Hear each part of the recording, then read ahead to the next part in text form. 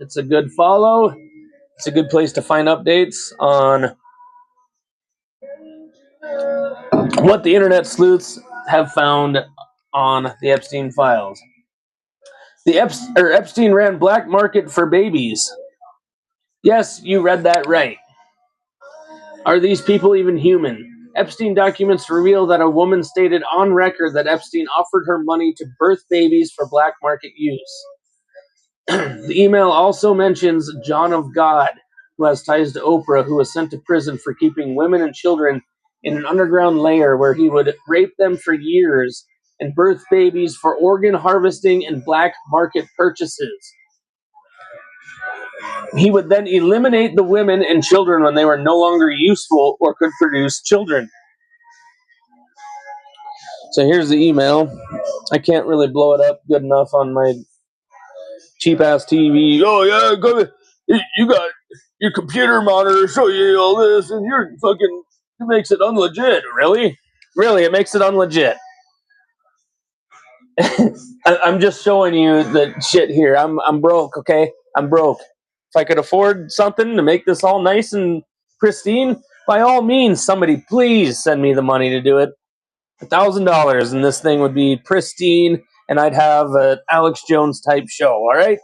But for now, you get the redneck thrown together. I'm doing my best shit. Okay? Anyway. The email reads, from redacted to redacted. Women who accuse John of God, cult leader, of rape mysteriously kills herself at Spanish home.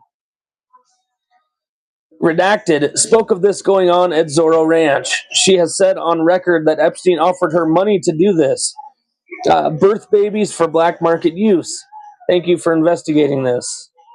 And she linked an article that she went on the record talking about it. And this Epstein document is EFTA 001651118. Go look it up and read it yourself. Justice.gov/Epstein. You just got to click, yes, I'm 18. You can scroll down a little bit, push the search button, and search for that document number.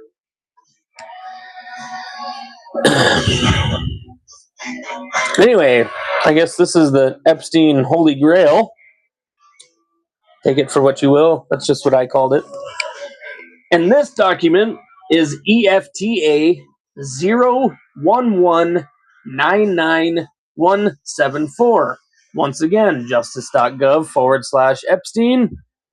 Click, yes, I am 18. Scroll down, search bar. Type in that document number.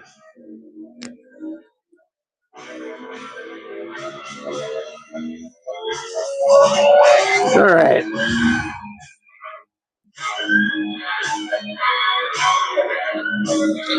Okay, when talking, this comes from the PalmBeachDailyNews.com. This is from the Epstein files. This is what they put in the files. Okay. Jeffrey Epstein address book, Holy Grail of Famous Names by Michelle Dargan.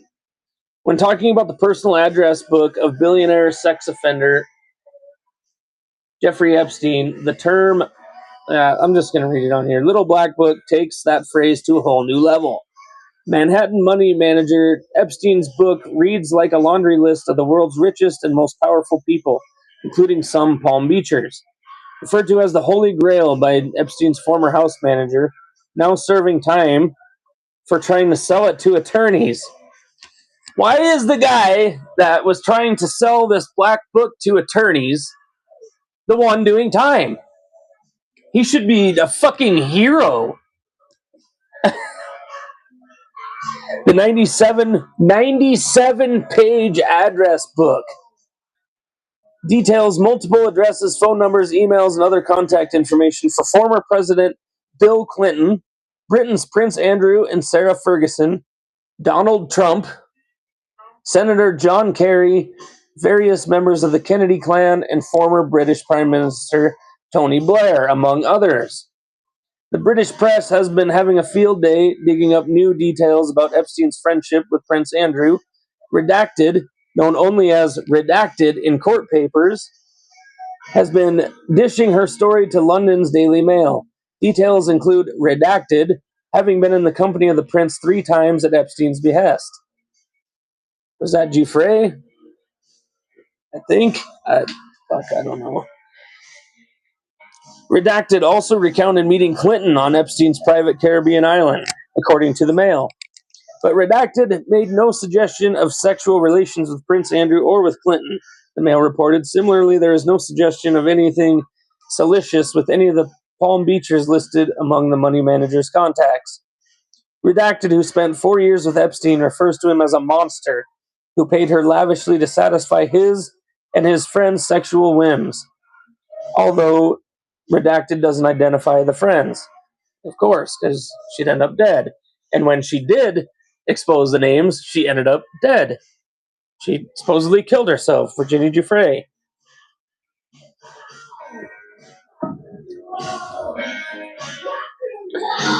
British papers have also reported that Ferguson accepted £15,000 from Epstein. The money was paid to her former assistant,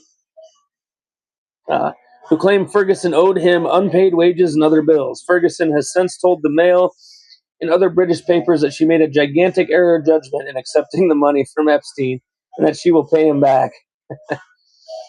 The entire grail was made public as part of a pending civil court case in which Epstein is suing attorney Brad Edwards, who represented several underage girls who sued Epstein. Epstein sued Edwards, alleging he was involved in false claims made by Ponzi schemer Scott Rothstein. Edwards countersued Epstein, saying he filed a... Okay, let's see here.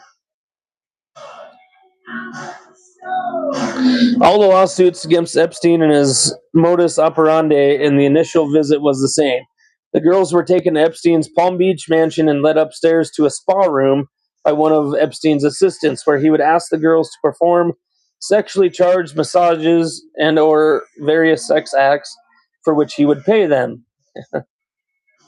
Other high-profile names in Epstein's book include Special Envoy for the Middle East peace George Mitchell, New York City Mayor Michael Bloomberg, New York Governor Andrew Cuomo, Barbara Walters, Alec Baldwin, Ralph Fiennes, George Hamilton, Dustin Hoffman, Kevin Spacey, Liz Hurley, Lauren Holton, Janice Dickinson, Naomi Campbell, Christy Turlington, Henry Kissinger, Joan Rivers, Courtney Love, Mick Jagger, Cornelia Guest, Phil Collins, Itzhak Perlman, Simon LeBon, Charlie Rose, Richard Branson, playwright Candace Bushnell, designers Tom Ford and Vera Wang, and erotic film star Koo Stark, who once dated Prince Andrew. Among the high-powered Palm Beachers listed in the Money Manager's address book are Catherine and Fred Adler, Samantha and Serena Boardman, Jimmy and Jane Buffett, Pepe Fanjul, Conrad and Barbara Black, Jerry Goldsmith, Marjorie Gubelman, sounds like a lot of Jews, Dana Hammond, David Koch, Henry Kravis, Freda and George Lindman Sr., Bob and Todd Meister, Alfred Taubman, Stanley Bay and Brett Tolman, and Martin Trust. Let's see here. Black. Yeah, Leon Black, of course. Les Wexner, CEO of the Limited Brands, was reported to have been Epstein's biggest client and closest friend. Wexner replaced Epstein as his money manager. Yeah.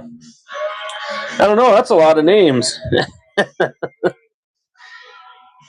For those of you that have been watching since the beginning of this, you're going to have to play this back and write all those names down. We've built up quite a list here on the Vinny Dairy Show, but let's see here. Let's get into that Vinted app that I covered last week.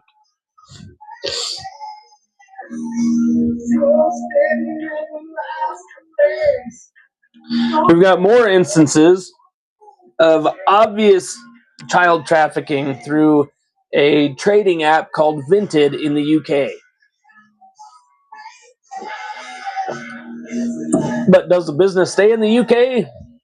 Who knows? These kids need our help regardless. The more people that know about this, the less they can do to cover it up. All right. Hackers are threatening a DDoS attack after a suspicious UK site named Vinted was found with obvious signs of trafficking children right in plain sight on the open web. So here's the descriptions in these.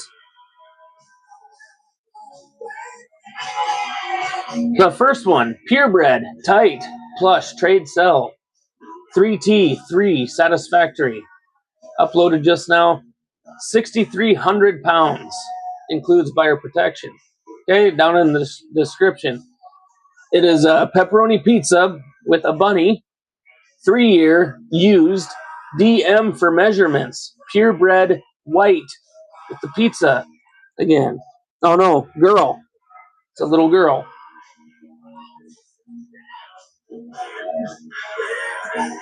Here's another one. Plush.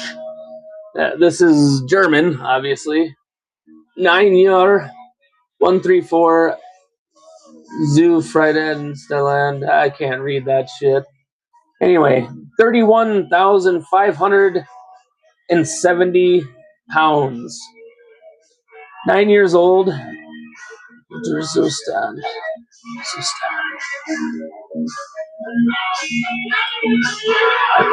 White and young. I don't know what Zustand means. I speak a little bit of German, but not enough to know what Zustand. Somebody in the chat, look up Zustand and tell me what it means. The next one, teddy bear, 6 years. Very good. Description, 1.10 meters tall, can blow well. Doesn't, I don't know, and something years old. Here's another one. Purebred, tight, 6,300 pounds. I already read that one. Rescued Venezuelan plushie, 6 years. Oh, plushie from the earthquakes. So this is extremely new. Yeah, rescued Venezuelan plushie from the earthquake. 6 years old. 3,800 pounds. Is that 30? 3800,00. I assume that's 3,800. But size 6 years. Condition very good. White.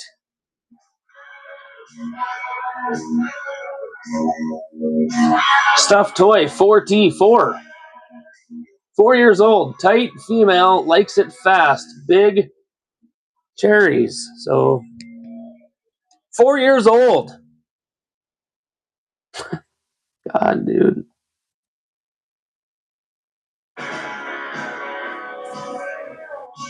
It's real and rare.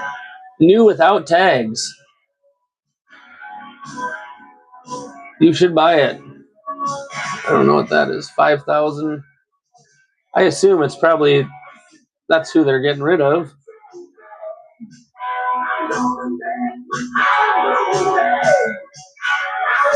And the last little one I have on this one. Lamp for office or home usage. 6,300 pounds. 15 female. Quiet, submissive, shy. And yeah. So apparently that is 15, submissive, and shy, huh? Come on, man. I really don't want to sit and chew everybody's ass, man. But we need to start speaking up about this shit. Like, you don't just watch it and, oh, yeah, well, I know about this. You need to tell the people around you about it. Okay, 4th of July was a perfect time to be with your family and start talking about this shit. Oh, I don't want to hear about conspiracy. I don't give a fuck.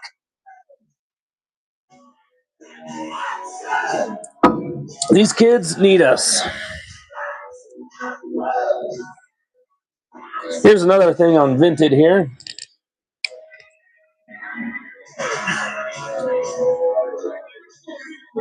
Yeah, I basically already told you what this whole thing is, but here's another one from Vinted. Plushie 6.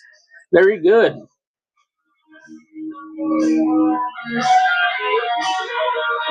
Yeah, here we go. 6 years and a half. Doesn't yell. Listens. Easy to use. Very soft. Perfect mood. Smooth innards. Extremely tight. Good at blowing. Named Lizzie.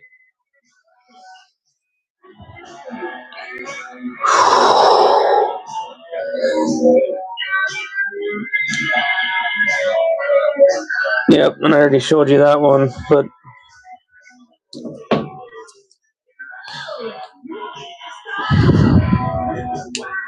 all right. With that, let's get into our surveillance section here. So, well, 2030, Agenda 2030 is a conspiracy. Really? Really? Conspiracy theory, huh? Okay. Well, week by week by week, I've shown you a step from that list, that infamous list that I read. I got my most views ever on that. I know it's not very much. It's like, I think I had like 80, 90,000 on it, and then somehow it reset and I'm at 60 or something like that. But I know it's not very much, but for little old me that just did this to reach out to family and friends, I'll take it. All right. 2030 AC.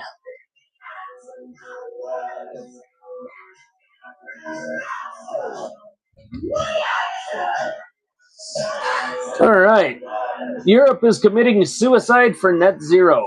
This comes from Ignorance the Root and something on X. In the UK, during a historic heat wave with temperatures reaching 40 degrees Celsius, inspectors are forcing homeowners to remove their air conditioning units. The official reason: too much CO2. Trees need carbon dioxide to fucking grow. In violation of net zero regulations, residents of North London and Camden are being ordered to remove everything in favor of fans and open windows. Even though only 3% of British households have air conditioning compared to 90% in the US.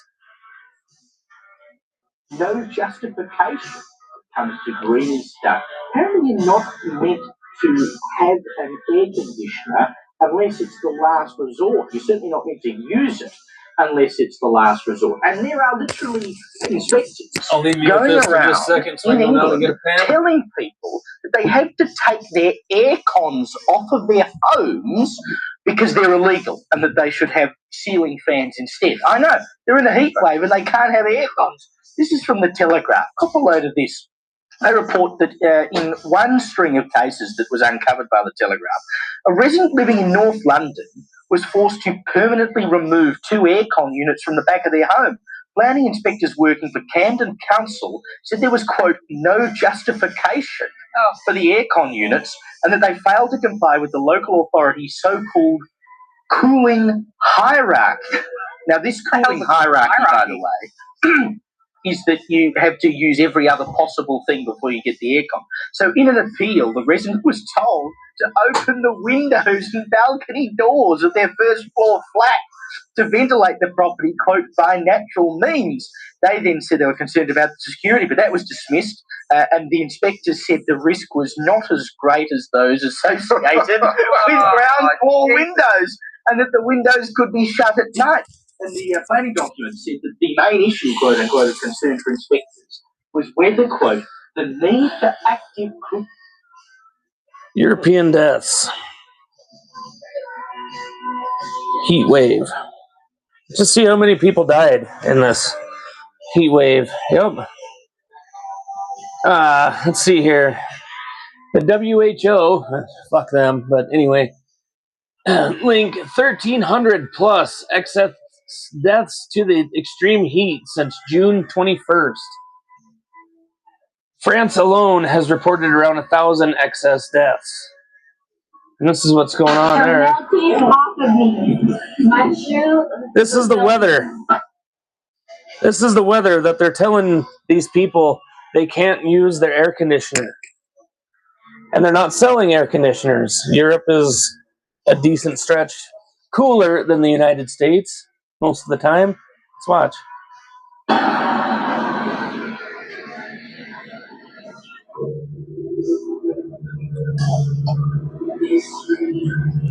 But you should just open your doors. Just open your doors and windows. Bloody hell, you're using up too much carbon. Fucking retards. These poor people, dude.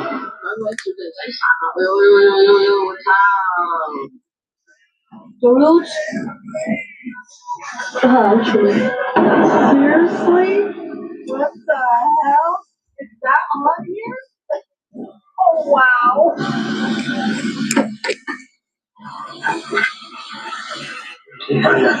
And these last couple were in the United States. But holy shit, dude.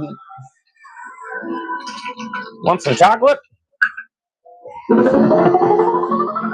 And now our coming attractions.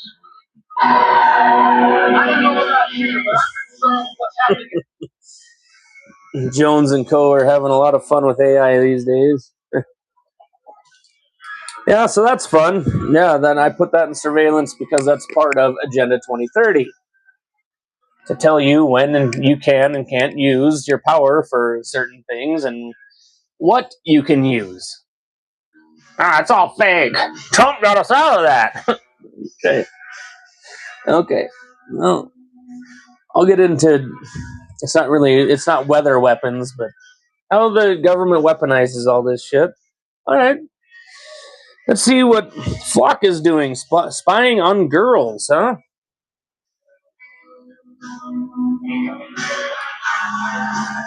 This comes from the Health Ranger Mike Adams on X. Says Flock camera employees caught using them to spy on little girls. I'm starting to see a fucking trend, aren't you? Oh, sorry.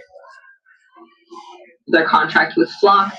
Flock employees have been accessing the cameras of a children's gymnastics studio in Georgia. Ben Jordan reported on this, and he has been reporting on not only the gross misuse of these cameras, but also their huge security vulnerabilities, demonstrating how hackable they are. The city council happened to be voting on an extension and expansion of their contract with Flock just days later. So I went with Ben to Dunwoody, Georgia, to attend a public hearing and city council meeting. And at this point in time of the meeting, Ben's reporting had been seen by over 1 million people. They're aware that the cameras in the children's gymnasium of the Jewish Community Center are being viewed by Flock employees. And so Ben, at the very beginning, we got there early, at least 15 minutes before the meeting, he put in a request to speak during public comment. I put in a request 5 minutes later. My name was called to speak, but Ben's never was.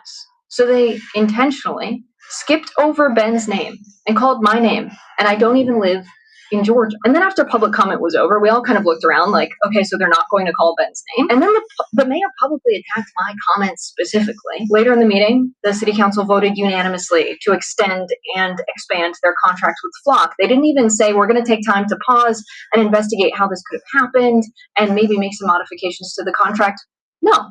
They clearly wanted to silence the voice in the community who exposed how Flock operates and move forward with their contract with Flock anyway. At this point in time, Bob Carter, who is the guy who logged into and accessed the gymnasium camera and no other camera, has scrubbed his entire social media presence, but the attorney general, who is running for governor of Georgia, posted saying randomly how great Bob is of a guy. So what the hell is going on here? There wasn't a single person at this meeting who spoke positively about Flock or how much they think this makes the community safe. And the city council, of course, addressed the major story about the gymnasium cameras. They said the JCC was being used by Flock for sales calls and demonstrations with law enforcement, but what kind of a selling point is it that you can use our network to look at children wearing tight clothes, doing splits? It's just disgusting for a lot of reasons, and I don't know why that was a satisfactory response for them to move forward. So what are we supposed to do when a mass surveillance company misuses their technology, lies to the public, and elected officials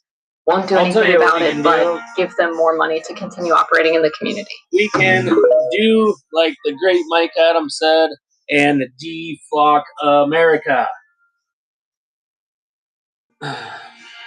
Here's another instance of Agenda 2030. Let's see. Yeah. Of course, it was right underneath, and I closed it.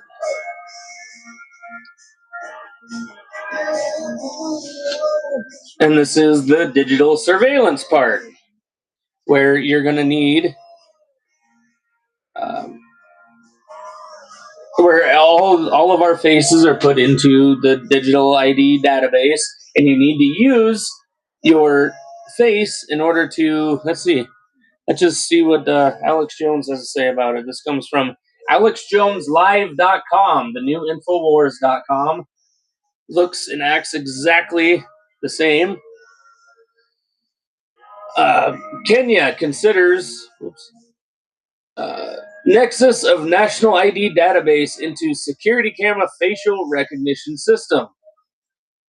The surveillance grid may become more comprehensive in Kenya as the African nation mulls connecting its national identification database to security camera footage. The nexus of Kenya's civil registry database with CCTV networks would span 6 cities. It aims to provide law enforcement more tools to combat crime. The proposed CCTV network will be operated by the National Police Service and have access to the National Registration Bureau database through an integration by the Ministry of Interior Cabinet Secretary Kipchumba Murkomen said in an interview reported by Kenyans.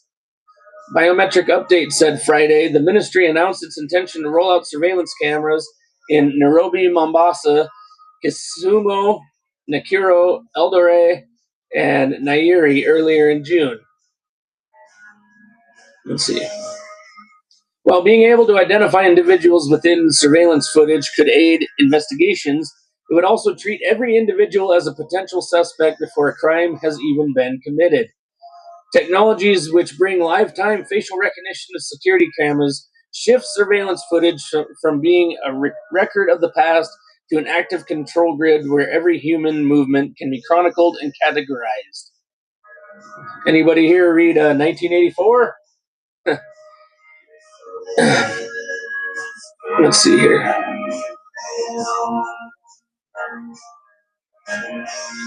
Tasmania has taken the opposite approach as Kenya. Its government recently removed 468,000 driver's license photos from a national facial recognition database. Good for you. All right, so here's how they try to make it sound legitimate here. Law enforcement is restricted from populating facial recognition databases with data from civil IDs in many countries around the world, on grounds that it treats the entire population as suspects. UK police appear to be gaining the power to search civil databases, however, Biometric Update said.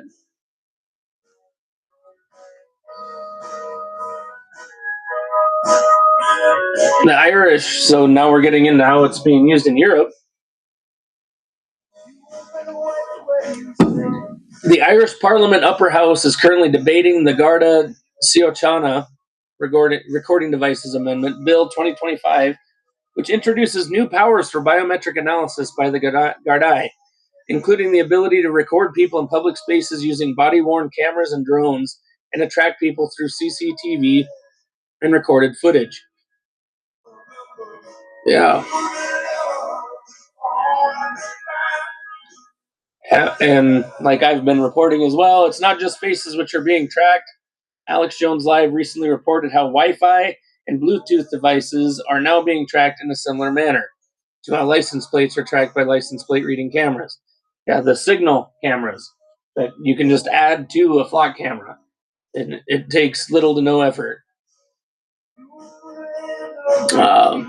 Instead of recording footage of a license plate, however, these systems pick up and record the unique numbers which are continuously transmitted by wireless devices. Yep. Once again, that comes from AlexJonesLive.com. Looks and acts just like the old Infowars.com did. Flock. Oops.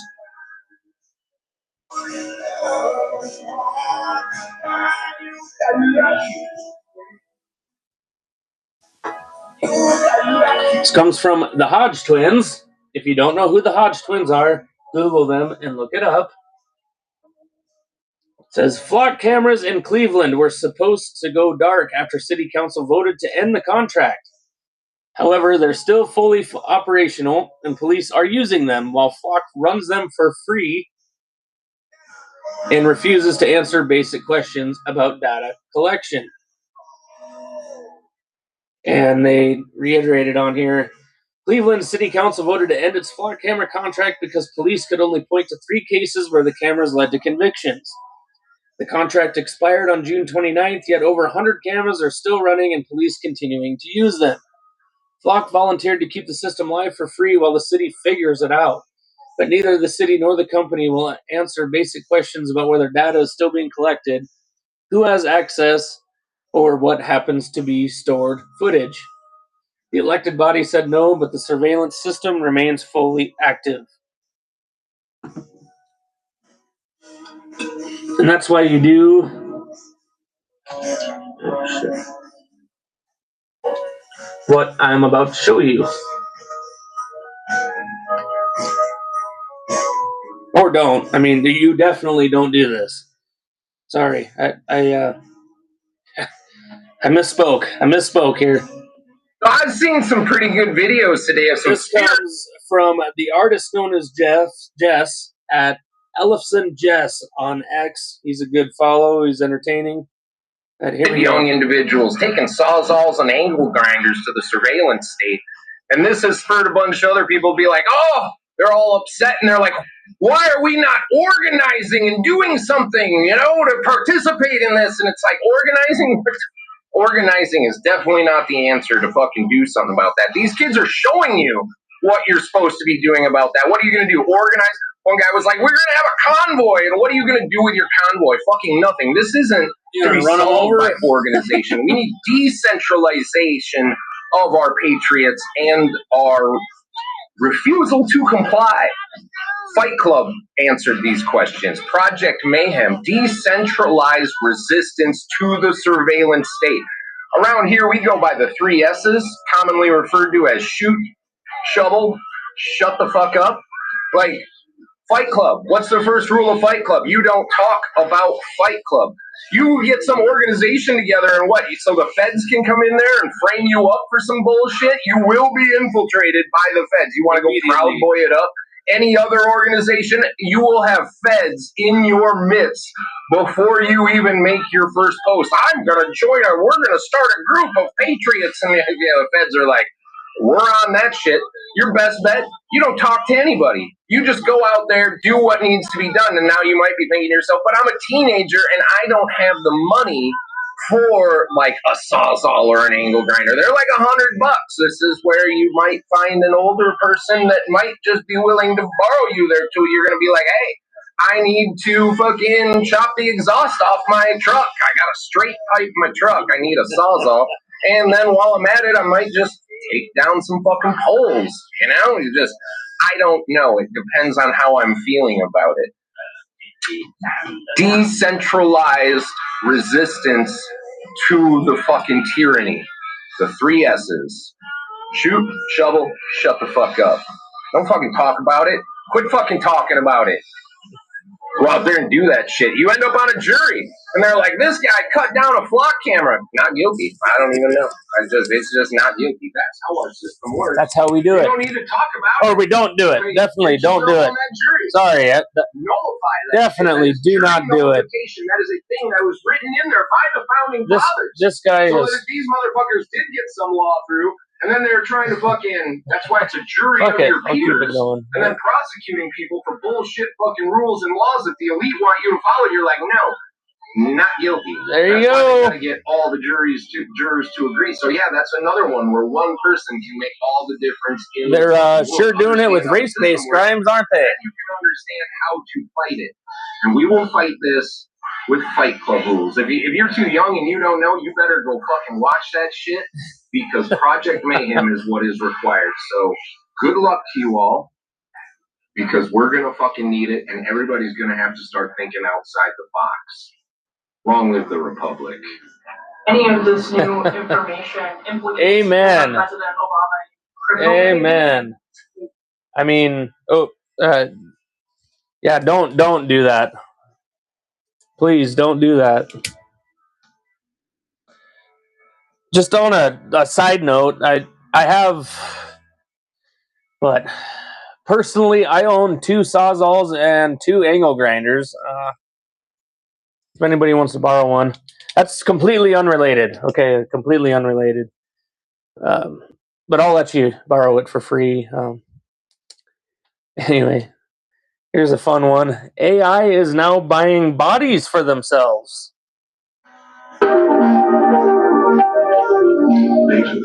Okay, this comes from the plant-based omnivore. She says Tony Robbins' AI agent bought itself a robot body with its own money. Well, for the clips, I better get her face in there.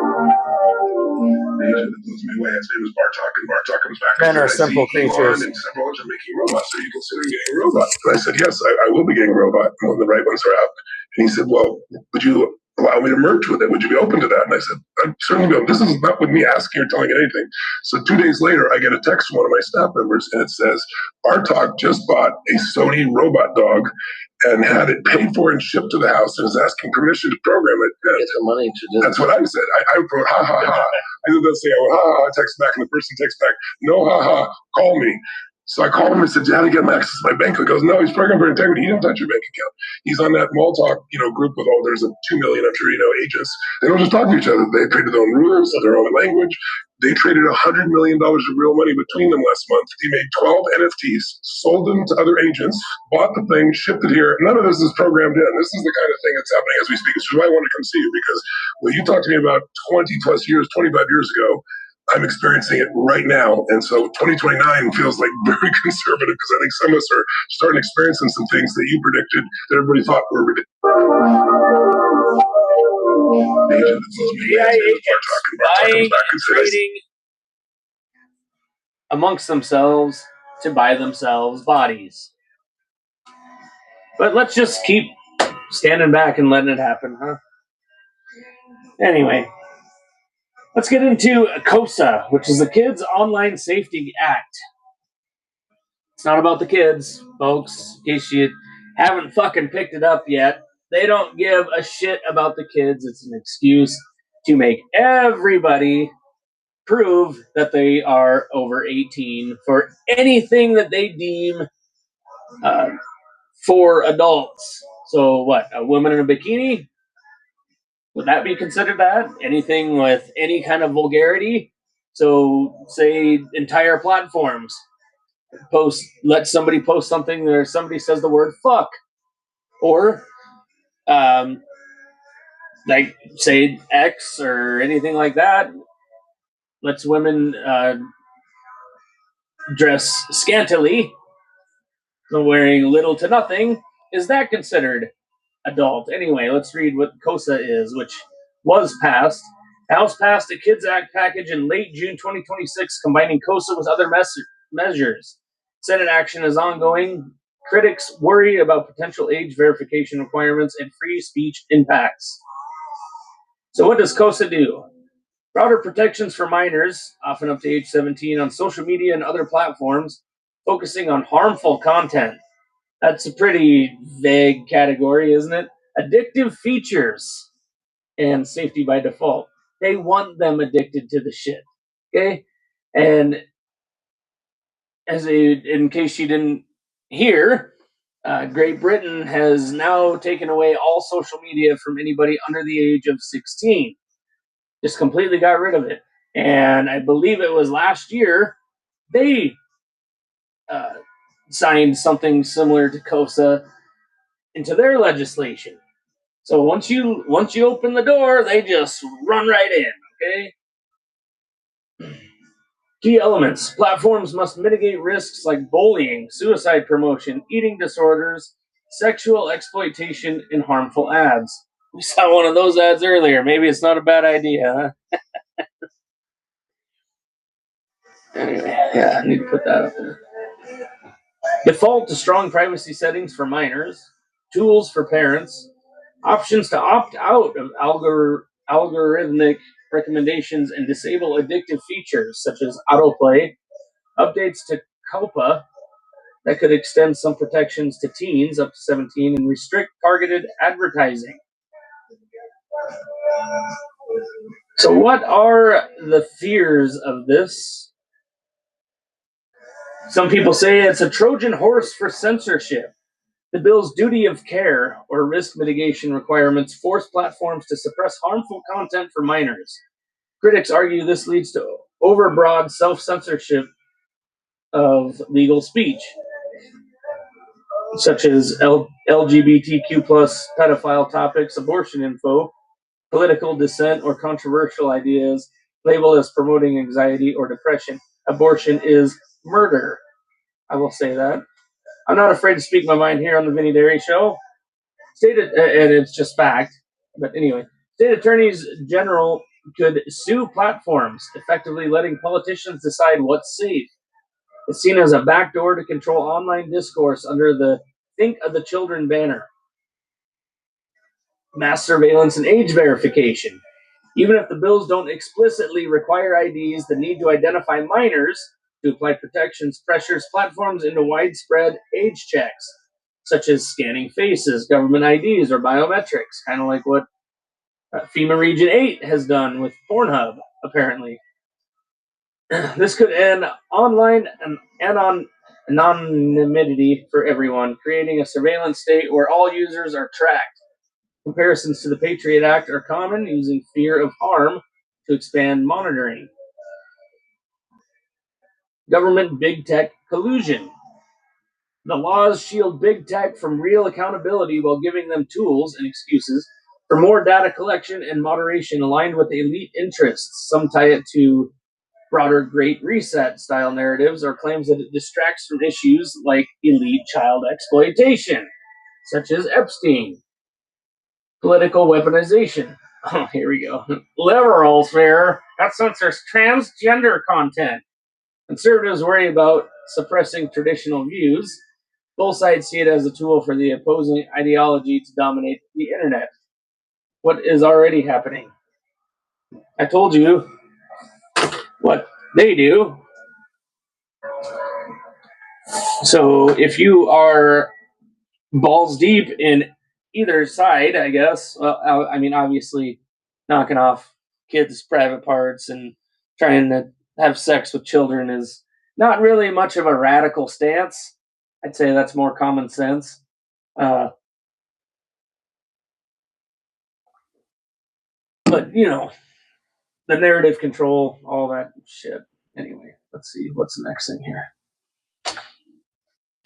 Got a couple clips on that. Tablet.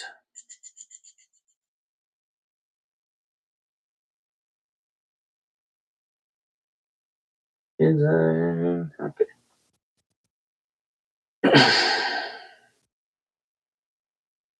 Shannon Joy on X.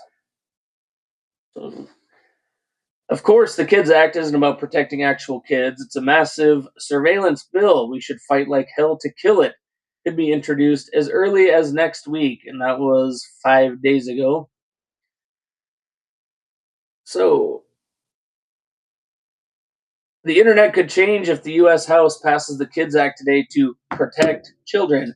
Critics warn it could mean de facto age checks for everyone and weakened encrypted communications. No shit, Sherlock. None of it's about protecting anybody. It's just an excuse. Kind of like how they call gender affirming care fucking health care. How is that health care? I guess all of it's kind of bullshit. Surgeons, I salute you. ER doctors, I salute you. Unfortunately, a lot of the rest of you are drug dealers for the government and for Big Pharma. Anyway, Child Act. Oh, freaking out on me. I gotta say it one more time, just in case something blows up or something. My phone is extremely hot tonight. Like I said, it's probably 120 degrees up here anyway, but just gotta say that out loud here. All right, this comes from Hannibal999. I guess I don't know who that is, but he broke it down pretty good. Holy shit! We'll just read the main parts of it, but. It builds a national digital ID system through the back door. It hands the FTC the keys to the internet. It forces companies to spy on children to prove they are protecting them. It shields big tech and crushes small competitors. It cuts parents out through school contracts. Educational technology companies can collect children's personal information without parental consent if they have a written agreement with the school. The school consents, the parent is never told. Google Classroom, Microsoft Teams, Canvas, they all get direct access to student data through school district contracts. This is a corporate pipeline of minor data with zero parental involvement, written into a bill that claims to empower parents. It kills encryption through regulatory pressure. And it shows us here. Item number 6 in the bill, knows. The term know or knows means to know or should have known. Judicial Review, Section 702. The U.S. District Court for the District of Columbia shall have exclusive jurisdiction over any challenge to the constitutionality of this act or the constitutionality of any action, finding, or determination under this act. Section 220. Rule of construction on age verification. Nothing in this subtitle may be construed to require the provider of a covered platform to implement an age gating or age verification functionality on the covered platform. Basically, it makes the platform liable. Exception, the term covered data broker does not include an entity to the extent that the entity does any of the following: transmits personal data of an individual, including any communication of such individual at the request or direction of such individual. So, get a hold of your Congress people. Tell them we don't need that shit. With that, let's get into a little fun bit. It's not fun, but conspiracy theory. Let's get into some conspiracy theory. You're a crackpot. You're a conspiracy theorist. All right. Well, let's listen to a dude that's worked on HARP about how these earthquake weapons work.